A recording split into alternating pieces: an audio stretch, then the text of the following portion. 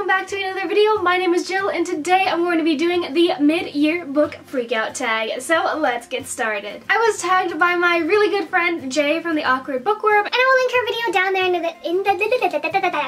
I can't talk. I will link her video down below in the description box if you guys are interested in checking it out, along with the creators video. I did this video last year. It's basically like a mid-year reading check-in kind of thing. Like you reflect on what you've read through the first half of the year, and then you sort of prepare for the last half of the year. So yeah, it was really fun. Like I said, I did it last year. That video is super cringe, but if you want to check it out, it is on my channel. You can go find it. So let's just get started because there are 15 questions and I just want to get going. So yeah. So I'm going to be using Cedric for this video. If you guys don't know, my laptop's name is Cedric because I have misplaced my phone. I don't know where it is and I don't want to look for it. So that's the story of my life.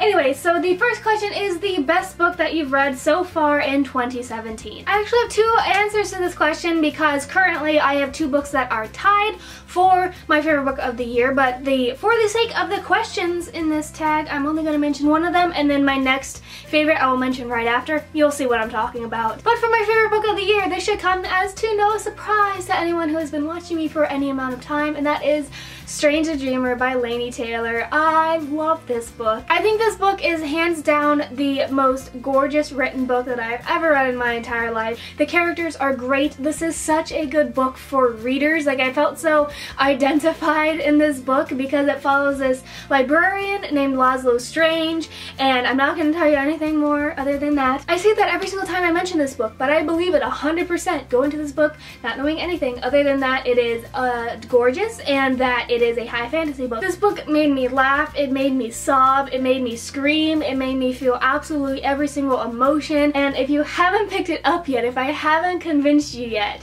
it's fabulous, okay? It takes a little bit of time to get into the writing because the writing is very whimsical and all that kind of stuff, but it's so pretty and everyone should appreciate this book and just read it, please. It's so pretty. And the second question is the best sequel that you've read so far this year. And now this is the book that is currently tied for first place, but since it's a sequel, I decided just to do it for this question, and that is Lord of Shadows by Cassandra Clare. I feel like so basic saying that a Cassandra Clare book is my favorite book of the year, but guys, this book. Okay, so this is the second book in Cassandra Clare's Dark Artifices series.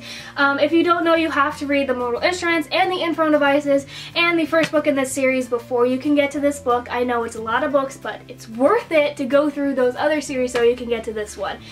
This book follows Emma Carstairs and Julian Blackthorne, who are parabatai, and it's set in like 2012 LA, and it's so good. I love it so much. I'm pretty sure it's my favorite Shadowhunters book to date just because I fell in love with every single character that is in this book. I feel so connected with all of them, and it's rare where you have a book that follows so many points of views and you care about almost all of them equally. So I think that this is a fabulous sequel, let me tell you.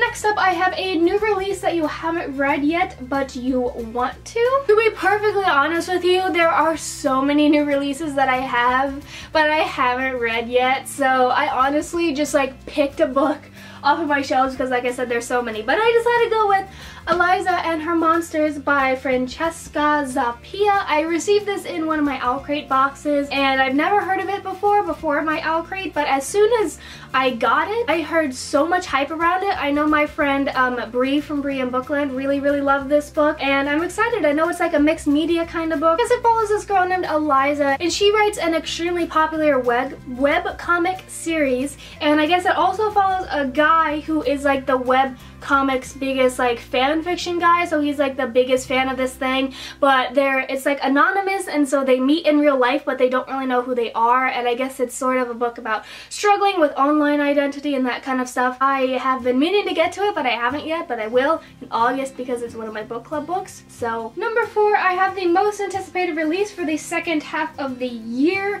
I actually have two answers for this, even though there are so many. First one is They Both Die at the End by Adam Silvera. I love Adam so much, and I'm so excited for this book. And the second one is Wonder Woman Warbringer by Leigh Bardugo. I recently saw Wonder Woman, and it's like my favorite film of the entire year. It was so good, and I just want to read the book of it because Leigh Bardugo is one of my favorite authors and one of my favorite like superheroes with my favorite author. I just feel like it's gonna be real good, so definitely those. Number 5 I have is Biggest Disappointment. Breaks my heart to say this, but Flame in the Mist by Renee Ahdieh. I decided to go with this book because I did read a good amount of disappointing books so far this year, but I decided to go with this one because it was so hyped in my mind, okay guys? You know, Renee Ahdieh is one of my favorite authors, okay? She wrote the Wrath and the Dawn duology, which is one of the most gorgeously written, well-structured, beautiful, love that duology with all my soul. It's one of my favorite things ever.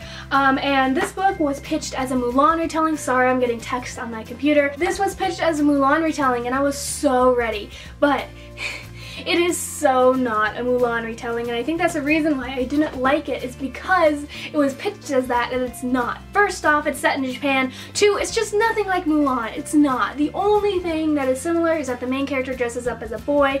There are many things that I disliked about this book, and as the days go on, I keep getting more and more disappointed. The best way I can describe it is that I feel it did not feel like this was the same person who wrote the Wrath and the Dawn duology. The writing was just not good.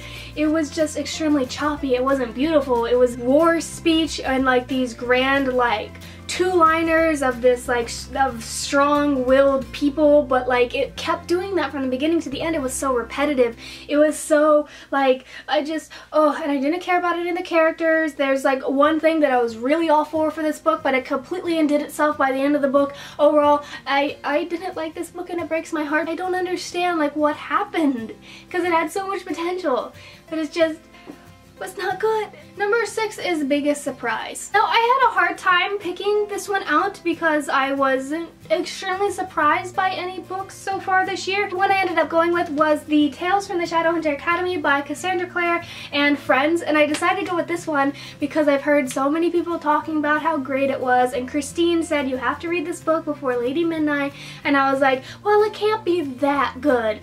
It was that good. It was so good. This is a bind-up of novellas that follows a character from the Mortal Instruments as they go through the Shadowhunter Academy, and we get 10 novellas, and they're all from like the past, so we get characters, we get like Tessa and Jem and James Harrendale and Valentine and Alec and Magnus, and all these different characters take center stage in these novellas, and it was one of my favorite things ever. And I was like, I knew that it was good. I knew that people were saying that you needed to read it, like it should be canon, but I didn't completely believe them, but it was so good, so good, so good, so good. I love this book so much. Number 7 is Favorite New Author, Debut or New to You. I'm going to be answering the new to me facet of this question, and that is Colleen Hoover. Oh my gosh. So far I've read Ugly Love and Confess. I haven't gotten to Maybe Someday, but very soon I'm going to be reading that. Heard so many great things about Colleen Hoover. I've also heard some pretty problematic things about Colleen Hoover, but basically her books are my drug.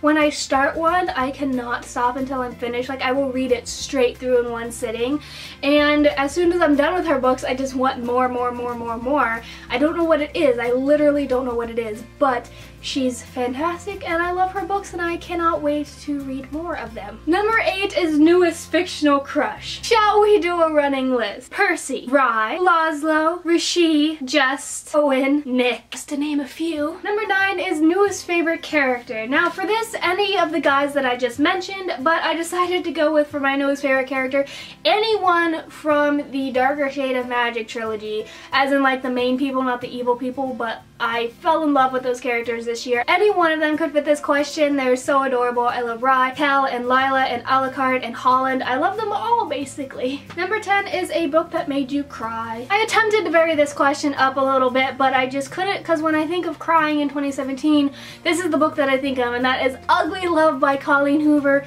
When I finished this book, I was such a wreck. I was ugly crying when I finished this book. Like, I cannot even describe to you how emotional I was, and like it came on so quickly. Like, I was perfectly fine, and then it just like hit me full in the face, and I just was a mess. So This one definitely made me cry. Number 11 was a book that made you happy. For a book that made me happy, I'm gonna have to go with my most recent read, and that is The Gentleman's Guide to Vice and Virtue by Mackenzie Lee. Oh my god, this book gave me so much joy. I cannot even describe to you. I think I was smiling the entire time I was reading this book.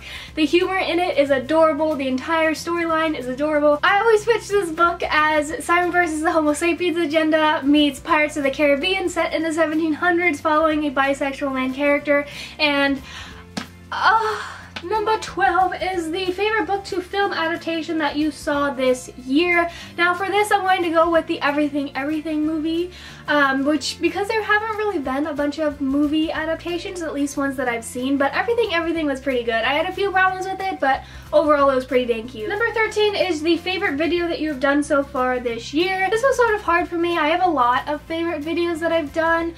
My most favorite ones would probably either be my rainbow bookshelf organization video, or either my playlist book tag or my OMG this song book tag, because I love lip syncing videos. Like, they make me so happy. I love doing them, so probably one of those. Number 14 is the most beautiful book that you bought or received this year. We're gonna bring it back one more time, people. Strange the Dreamer by Laini Taylor, because I got the beautiful UK edition with the blue edged pages and Laini Taylor signed it, and just everything about this book is perfect, basically. So pretty. It's so pretty. Number 15 is what books do you need to get to by the end of the year? I ended up picking 3 books for this. All of them were actually adult fantasy books. First one is The Queen of the Tearling by Erica Johansson. I put this in my summer TBR video. I don't think I'm going to be getting to it in the summer, but I really just want to get to it by the end of the year because I know that it's fantastic. My friend Haley said that it was fantastic, and I know that I'm going to love it. I just don't have time to sit down and commit to it yet. Next up, I have Uprooted by Naomi Novik, and my best friend here on BookTube, Rayanne from Reading Rayanne, loves this book, and she keeps telling me to read it, and I keep saying I will, and I keep putting it off. This is another one that sounds like I'm going to really love it.